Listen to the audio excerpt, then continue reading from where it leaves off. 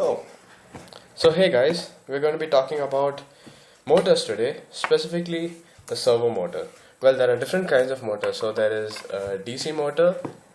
You've probably seen this on toy cars or other things. Then you have stepper motors, which I can't seem to find because everything is a mess. And there is stepper motors. So stepper motors, the what's special about stepper motors is you can ask them to rotate a certain angle and it'll do exactly that. So as you can see, then I hold it to the camera. Yeah. So there are three wires. Yeah. So there's the signal, which is the yellow, and there's the red and the brown.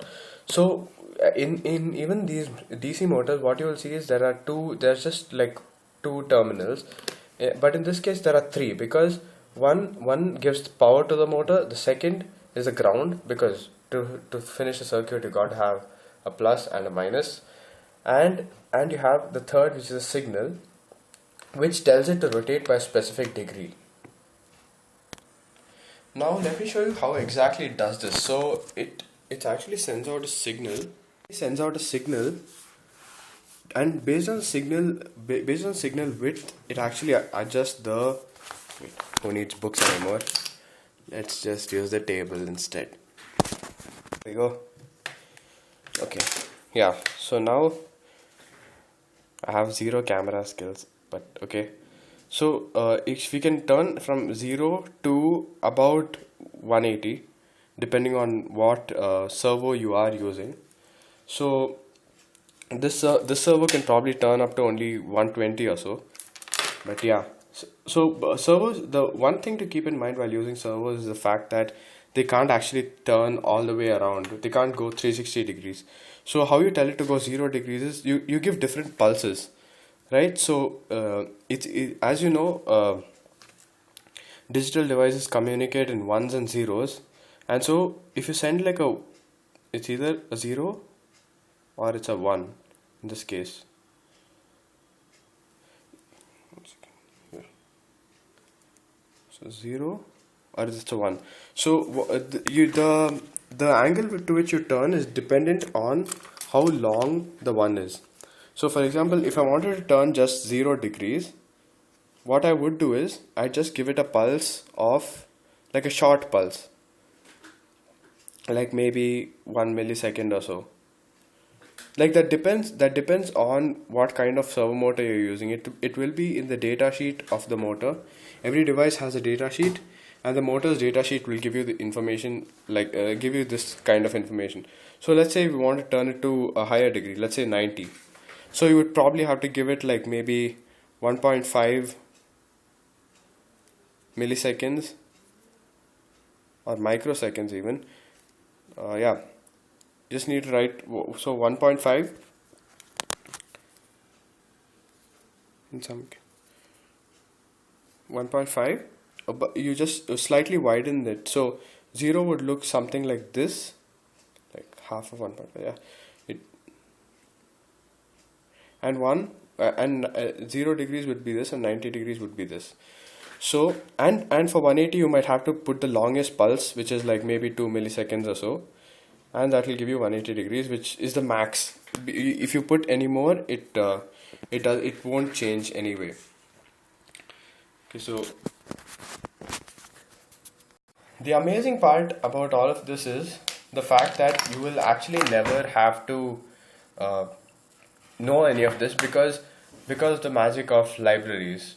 Because I love libraries, because the thing is they mask the whole operation, and it just happens in the background, and you just write a line of code and it just happens. So today we will be using the Arduino Uno to try and move the servo motor around. So the connections are pretty simple. There's only three wires, right? So how hard can that be?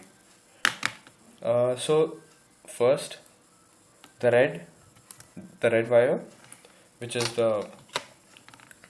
it goes into the 5-volt port of the Arduino. It's clearly marked, so you shouldn't have a problem. Yeah, there we go. Then you have the ground, the ground goes into the ground. I can actually imagine somebody digging a hole and then putting the wire in. But yeah, fine. And then we have the signal, which goes into what it has. The signal, one thing is important. The signal has to, one second. There we go, some light on it. No, yes, okay, somewhat. Okay, so the signal has to go into one of the pins which has the wavy symbol. It has to go to one of the pins which has the, it has to have like one of the wavy symbols which indicates that it can produce these short pulses, which is called PWM. So it has to go into one of those ports. So I'll just put it in 9, which is an OK pin. Now time for the code. Okay, alright. So now coming to the coding of this project. So first we need to include the servo library to give us access to all the bunch of functions which you can execute using the servo motor. Servo.h, that's the library.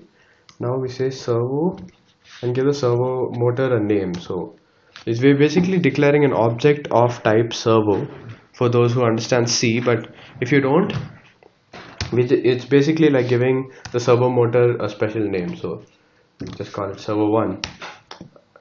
And now where have we attached servo1? I have attached it to pin number 9, so I'm going to say servo1.attach pin number 9. Now in the loop, we can now let's discuss what I wanted to do. I wanted to first go to 0 degrees, turn to 45, 90, 180, and then back to 0, and then loop all over again. So first, what to turn it to 0, what I would say is, I would say servo1.write, that's a command, and put whatever angle you want, 0. Now let's delay for maybe half a second so that we can see the motor staying at 0 for just half a second. Then after that, let's turn it to 45. So in the right position, I say 45. Next is 90. We have 180, and then after that, after it finishes 180 and it delays for half a second, it loops back because it's been void loop, right? So it loops back and again begins execution. So that's about it. So now the code has been uploaded, and here we go. One second. Servo, just put a few markings. The light is, I've just put a few markings, block the light out, and yeah, I've just put a few markings to show you what angle the servo is exactly on. Alright, yeah, that should be fine. And let's start I'll just complete the circuit. Yeah.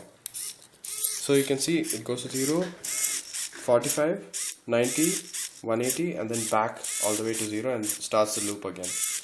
So this is incredibly useful in things like robotics and other places where you need a certain degree of control over exactly how the motor moves. See you in the next video. Bye bye. Okay. I should really learn how to do special effects. This is horrible.